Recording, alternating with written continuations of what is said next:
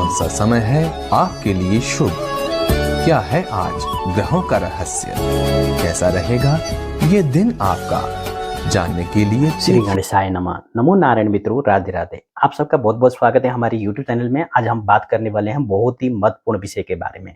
तो अगर आपका बच्चा आपसे कंट्रोल है, बहुत ज्यादा गुस्सा करता है, छोटी छोटी बातों में बहुत चिढ़ता है, चिल्लाता है और छोटी छोटी बातों में माता पिताओं से झगड़ा करता है, साथियों से झगड़ा करता है, इतना गुस्सा क्यों आता है? क्यों आता है गुस्सा? किन कारणों से आता है?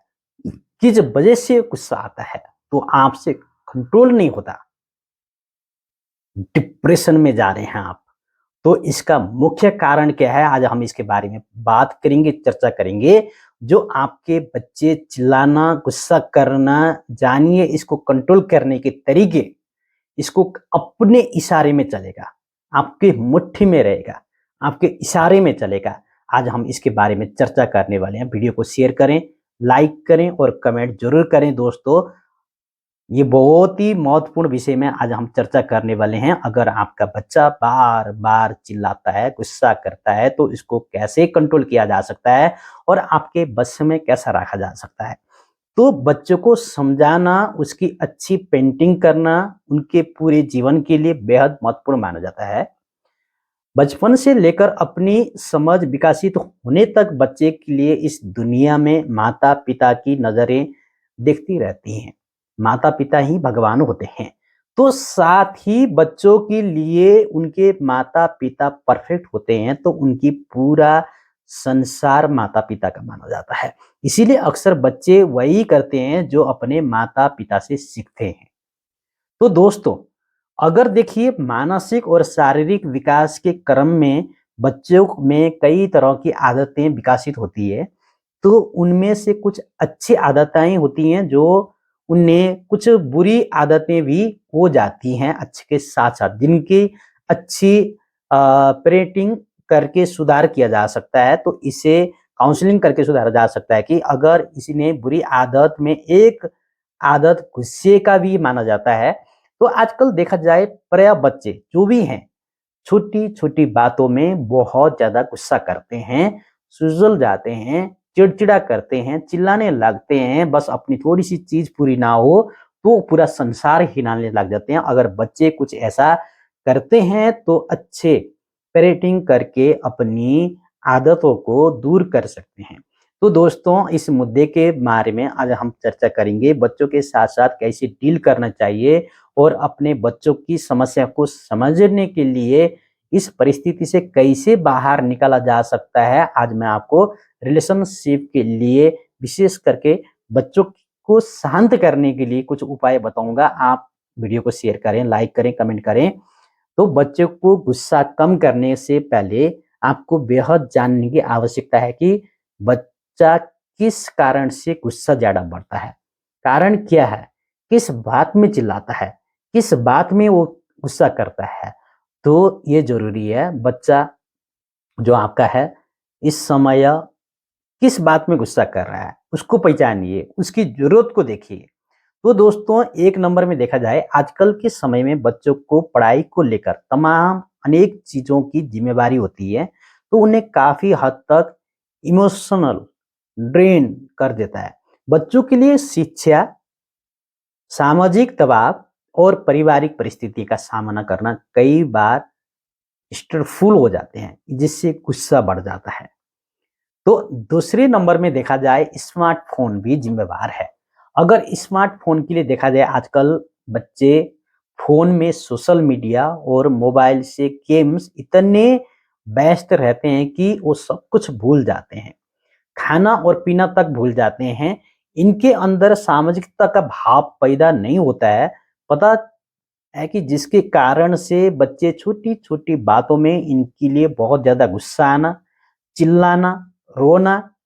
गुस्से के साथ साथ आजकल बच्चे मोबाइल में जो गेम खेलते हैं, एक्शन गेम को लेकर मेंटालिटी को प्रभावित कर देते हैं, तो दिमाग को खराब कर देते हैं। तो वो इतनी जिद्दी हो जाती हैं कि उनको कंट्रोल करना बाहर हो जाता है, जिनको खाना और पेशाब करना भी मोबाइल चाहिए होता है।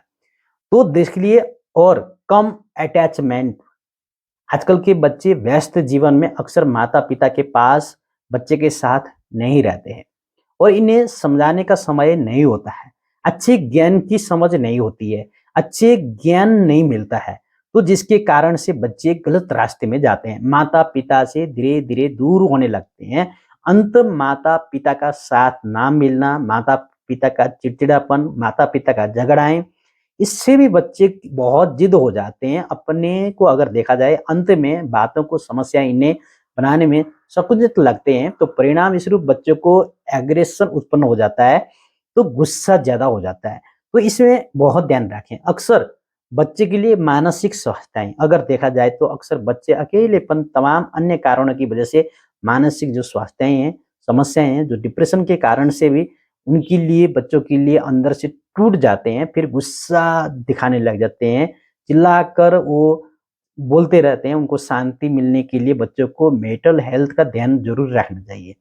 तो दूसरी बात को अगर देखा जाए बच्चों में बढ़ते जा रहे गुस्से को विशेष करके कुछ ऐसे टिप्स हैं, उनको आप कंट्रोल कर सकते हैं।